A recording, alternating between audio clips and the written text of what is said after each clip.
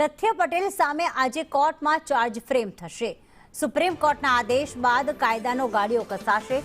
રફતારના રાક્ષસ સામે કોર્ટ કાર્યવાહી હવે ઝડપી થશે। 10 થી વધુ ચાર્જ ફ્રેમની મુદત બાદ આખરે ચાર્જ ફ્રેમ થશે। 3 અઠવાડિયામાં ચાર્જ ફ્રેમ કરવા સુપ્રીમ કોર્ટનો આદેશ છે। ત્યાં જે ગ્રામ્ય કોર્ટમાં તથ્ય પટેલને રજૂ કરાશે। પ્રતિક અમારી સાથે લાઈવ જોડાઈ ગયા છે। પ્રતિક, ચાર્જ ફ્રેમ કરવામાં આવશે। ઇસ્કોન બ્રિજ પર અકસ્માત થયો હતો, 9ના મોત થયા હતા। શું વિગતો સામે આવી?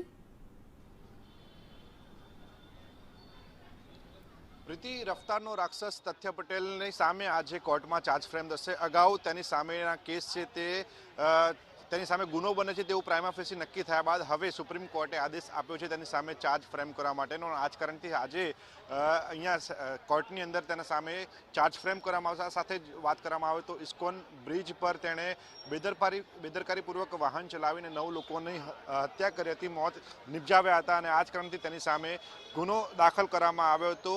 અગાઉ તેના દ્વારા અનેક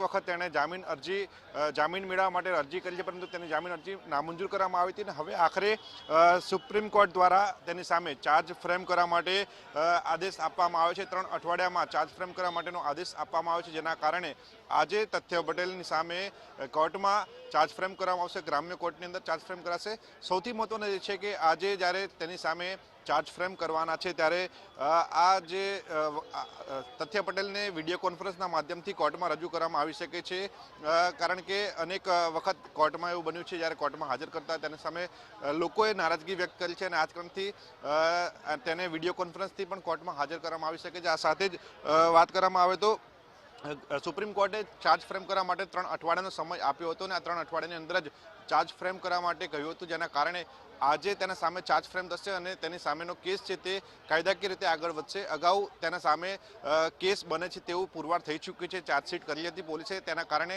પુરવાર થઈ ચૂક્યું છે કે તેણે ગુનો કર્યો છે અને હવે ચાર્જ ફ્રેમ કર્યા બાદ તેના સામે કાયદાનો ગાળ્યો વધુ કસાઈ શકે છે। આભાર પ્રતિક, વધુ અપડેટ માટે સંપર્કમાં રહીશું।